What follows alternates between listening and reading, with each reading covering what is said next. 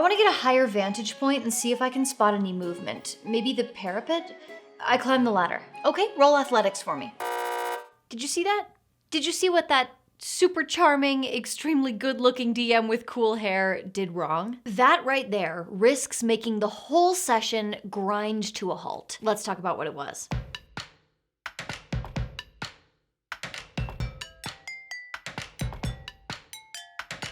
We all love rolling dice. The clicky sounds, the anticipation, the drama, the pretty little polyhedral nuggets you just want to pop them in your mouth and crunch them up.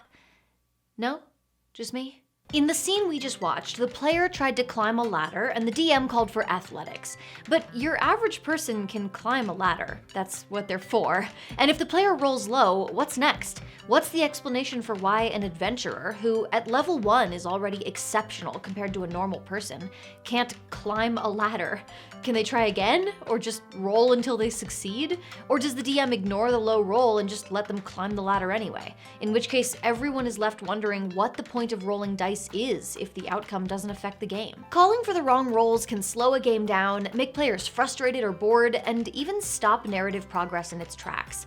Today we are going to learn how to spot those problem rolls and then eliminate them so that your games can run smoothly and rolling dice can stay delicious.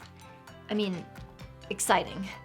Because you can't eat dice.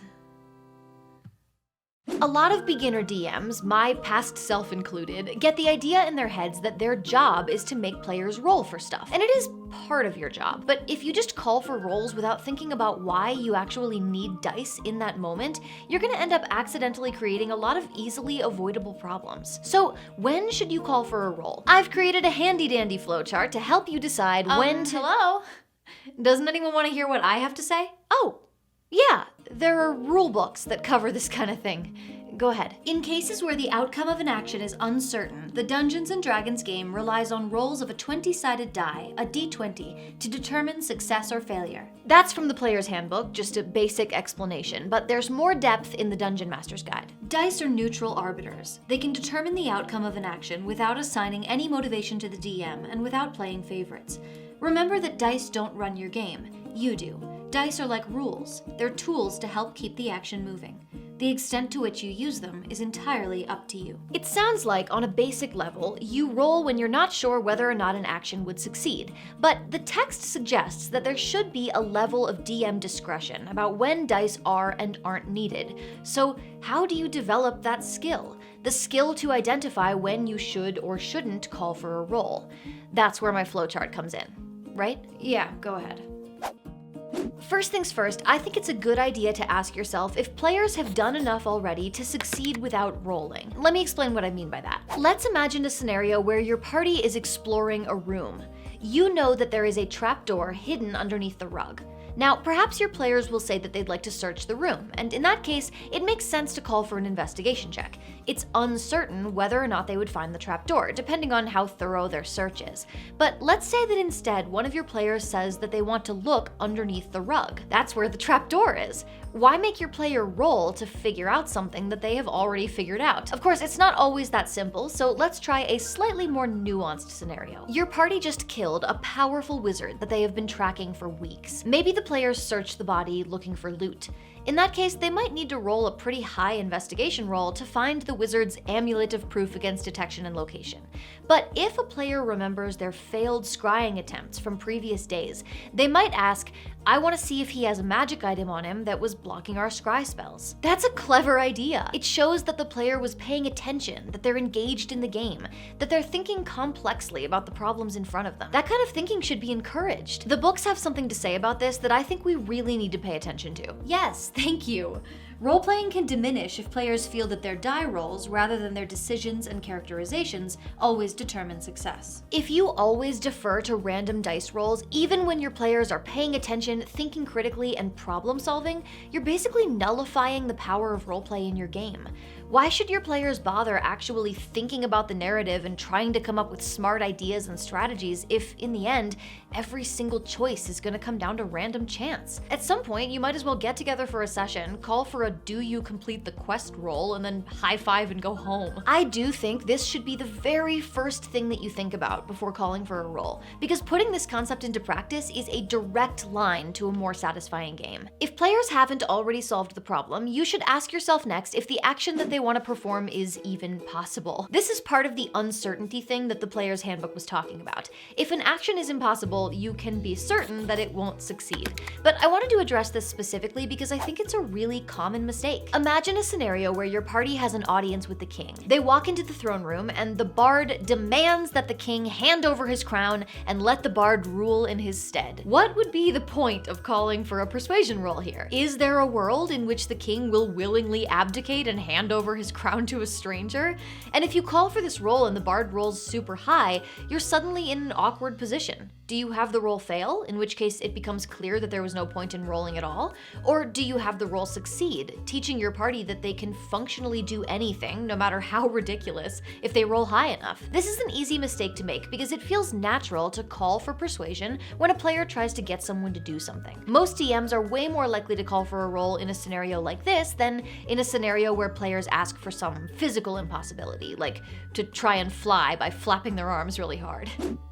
Have you ever described your character doing some sort of totally normal task, like opening the drawers in a desk or walking up a flight of stairs, and been surprised to hear your DM call for an ability check? Many DMs respond almost instinctively when players describe a task, trying to mentally fit that task, no matter what it is, into an ability listed on a character sheet. But if it's a task that your average person would have no problem doing, making your players roll for it can create some bizarre situations. For example, let's say that your rogue wants to climb some stairs. What is the recommended DC for a very easy task? 5. Okay, 5. Let's assume we have a rogue with a pretty solid dex score, like 17. How does that compare to your average person? A score of 10 or 11 is the normal human average. A score of 18 is the highest that a person usually reaches.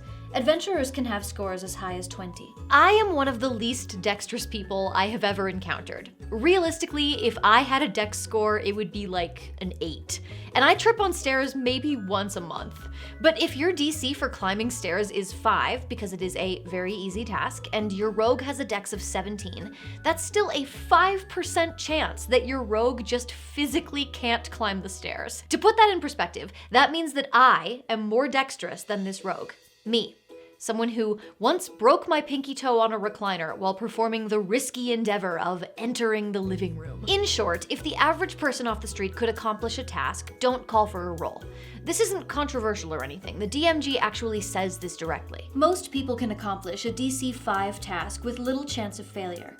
Unless circumstances are unusual, let characters succeed at such a task without making a check. I bring it up not because it's my genius idea or something, but because I have seen DMs do this again and again. But there's another part of this step that's a little less cut and dry. After all, your adventurers are not average people off the street. Sometimes they will attempt a task that you or I couldn't probably accomplish, but that the character should still find easy. A strong character should be able to do things that strong people can do. A smart person shouldn't magically become an idiot just because they rolled low. Dexterous people shouldn't start tripping over their own feet when doing something simple that they are experienced with. These scenarios can be so immersion breaking that the DMG actually calls them out. Sometimes the randomness of a D20 roll leads to ludicrous results. Let's say a door requires a successful DC 15 strength check to be battered down. A fighter with a strength of 20 might helplessly flail at the door because of bad die rolls. Meanwhile, the rogue with a strength of 10 rolls a 20 and knocks the door from its hinges. To combat this, the DMG offers a variant rule for automatic success, as well as mechanics for passive checks in other skills beyond just perception. But however you choose to handle it, you should have some idea of how to deal with these situations in a way that doesn't turn your skilled, experienced warriors into fumbling buffoons a solid 5% of the time. Ask yourself, with this character's abilities and experience, how likely is failure in this specific case? If the answer is slim to none, then it often just makes more sense to not call for a roll at all. Once you've thought through whether it's even possible to fail at this task, it's time to ask yourself what's next. If they fail, what happens? Is there a consequence for failure? Let's compare two situations. On the one hand, a character is trying to climb a fence. On the other hand, a character is trying to steal from a shop. What happens if the character fails to climb the fence? If it's not high enough for them to take fall damage, if they're not in a rush, being chased or something, they could presumably attempt to climb the fence an infinite number of times. If the first time doesn't work, then the second might, or the third. They can keep trying until they succeed. Imagine that they roll low on that check. What do? Just have them roll again until they succeed? Or does failing to climb the fence somehow make it impossible to try again? How do you explain that? Instead, since there is no meaningful consequence for that failure, it's probably not worth rolling for. But if the character trying to steal rolls poorly, they might get caught. They might get kicked out of the shop, or punched in the face, or arrested. Those are meaningful consequences.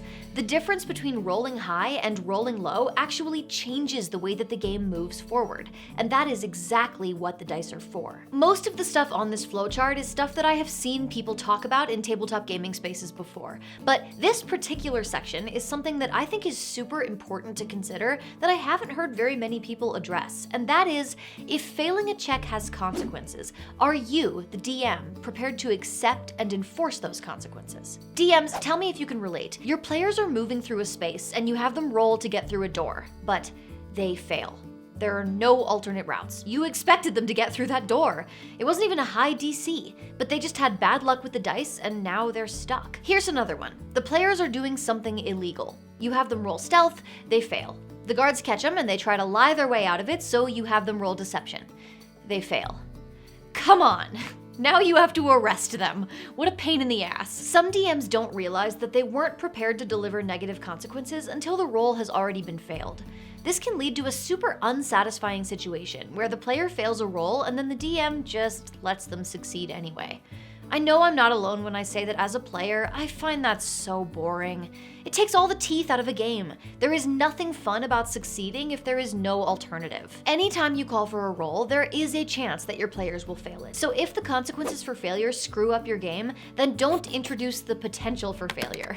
You are allowed, as a DM, to just let players do things, even things that they could feasibly fail at, if you need them to succeed in order for the game to move forward. The last stop on the flowchart will probably not be surprising to anyone who watches my channel, because pretty much all of my D&D opinions boil down to, hey, it's a game, it should be fun. But if you've made it this far and you still think it's worth rolling, the final stop is to consider whether or not the outcome of this roll will add to the game. Sometimes a player tries to do something that it's uncertain whether or not they can do, but possible, that has a chance of failure, and that failure would come with a consequence that you are prepared to put into play. But that consequence won't make the game better. A good consequence can and often should affect the direction of the game. If the party accidentally collapses a tunnel, they have to find a different route. If the party upsets an NPC, they may lose a valuable ally. These kinds of branching choices are what make tabletop games so exciting. But don't be that DM that introduces a manufactured, frustrating consequence anytime a player tries to do something just because you think you should. There's a difference between players' decisions having stakes and just torturing your players based on random dice rolls. In the end, you are the DM and you get to decide how things unfold. The dice are there for times when introducing chance improves the game. We all want our players to make it through our adventures and get to see and experience all the cool stuff that we've spent so many hours prepping. There is nothing more frustrating than having a whole incredible arc planned and then having a game just peter out before you get there. Unnecessary dice rolls are obstacles between your party and a great game, so stop getting in your own way. Speaking of which, this might not be the only thing that you're tripping yourself up with. Check out this video next to see which other common mistake you might not even realize you're making that's turning players off of your game.